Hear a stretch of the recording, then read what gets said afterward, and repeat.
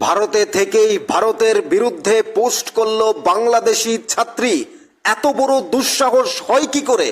ভারতবর্ষের মাটিতে থেকে ভারতের সায়েন্স অ্যান্ড টেকনোলজি ইনস্টিটিউটে পড়াশোনা করে আবার ভারত বিরোধী পোস্টে লাভ ক্রিয়েট করছে বাংলাদেশের এই অশিক্ষিত ছাত্রী আয়েশা মেহজাবিন। ভারতবর্ষে আর পড়াশোনার সুযোগ পাবে না। দ্রুত অ্যাকশন নিল ভারত সরকার।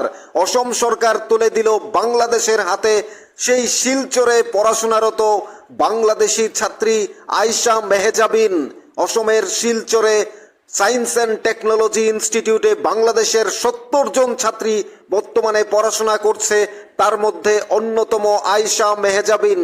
ভারত বিরোধী স্লোগান, ভারত বিরোধী পোস্টে লাভ সাইন করে, লাভ ক্রিয়েট করে, উৎসাহিত করে এই বাংলাদেশের ছাত্রী আয়েশা মেহজাবিন।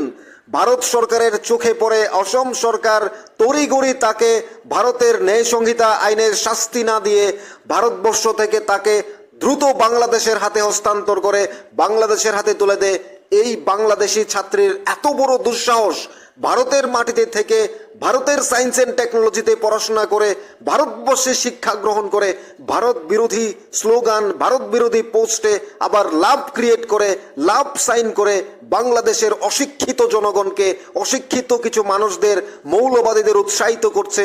সে ভারতবর্ষে থাকবে, ভারতবর্ষে পড়াশোনা করবে, ভারতের সমস্ত কিছু সুযোগ সুবিধা গ্রহণ করবে। আর এই বাংলাদেশের অশিক্ষিত ছাত্রী তিনি আবার ভারতের বিরুদ্ধে, ভারতের বিদ্বেষী মনোভাবে, ভারত বিরোধী স্লোগানের মধ্যে, ভারত বিরোধী বাংলাদেশের যে অশিক্ষিত যে মৌলবাদী জঙ্গিবাদীরা যারা ভারত বিরোধী স্লোগান দিচ্ছে তাদেরকে উৎসাহিত করছে বাংলাদেশের অশিক্ষিতা ছাত্র, বাংলাদেশের অশিক্ষিত ছাত্রী যিনি আয়েশা মেহজাবিন, যার নাম, তিনি ভারত বিরোধী স্লোগানে, ভারত বিরোধী পোস্টে লাভ সাইন করে, লাভ ক্রিয়েট করে বাংলাদেশের এই অশিক্ষিত জঙ্গিবাদীদের উৎসাহিত করছিল।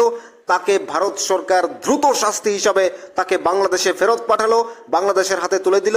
এটাই সবচেয়ে বড় শাস্তি, এটাই সবচেয়ে বড় পাওয়ার ছিল বাংলাদেশিদের। অর্থাৎ এত বড় সাহস, এত বড় দুঃসাহস যে ভারতবর্ষে থাকবে, ভারতবর্ষে খাবে, ভারতবর্ষে পড়াশোনা করবে, ভারতের শিক্ষা গ্রহণ করবে, অথচ ভারত বিরোধী মনোভাব থাকবে, ভারত বিরোধী স্লোগান দেবে, ভারত বিরোধী পোস্টে আবার লাইভ সাইন করে এই জঙ্গিবাদী মৌলবাদীদের উৎসাহিত করছে। এত বড় দুঃসাহস বাংলাদেশের অশিক্ষিত ছাত্রী আয়েশা মেহজাবিন।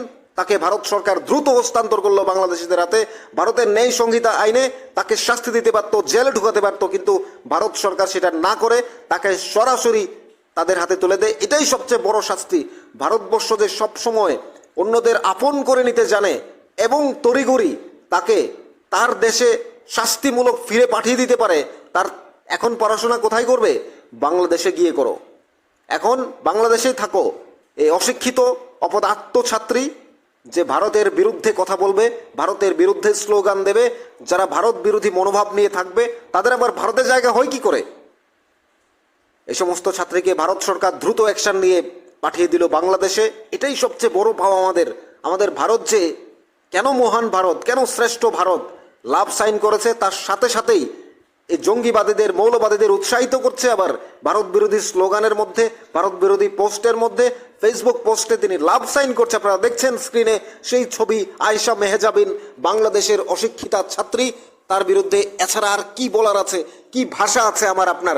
এত বড় দুঃসাহস দেখায়, এত বড় সাহস দেখায় যে এটা তো বাংলাদেশ নয়, এটা ভারতবর্ষ, যেখানে আমরা জাতি, ধর্ম, বর্ণ নির্বিশেষে একসাথে বসবাস করি।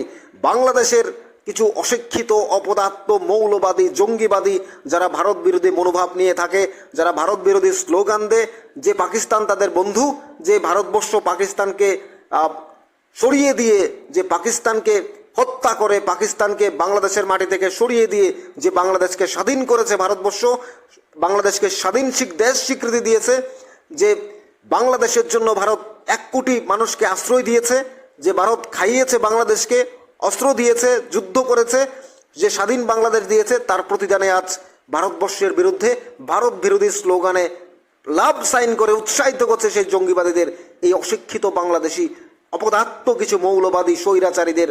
আর কি বলার আছে? তাদের শাস্তি এটাই, নিজের দেশে ফেরত যাও, যা খুশি করো, তোমার এই দেশে পড়াশোনার প্রয়োজন নেই। আপনাদের কি মনে হয় এই ভারতে থেকে ভারত বিরোধী স্লোগান, ভারত বিরোধী পোস্টে লাভ সাইন করা, উৎসাহিত করা, এই সমস্ত অশিক্ষিত বাংলাদেশিদের কি বলবেন আপনি? জানাতে পারেন কমেন্টস বক্সে। থাকুন নিউজ ত্রিপুরা ওয়ান চ্যানেলের সাথে। ভারতবর্ষের সরকারকে অর্থাৎ অসম সরকারকে ধন্যবাদ, সঙ্গে সঙ্গে অ্যাকশন নিয়েছে, তার সাথে সাথে বাংলাদেশে পাঠিয়ে দেওয়া হয়েছে এই অশিক্ষিতা ছাত্রী আয়েশা মেহজাবিনকে।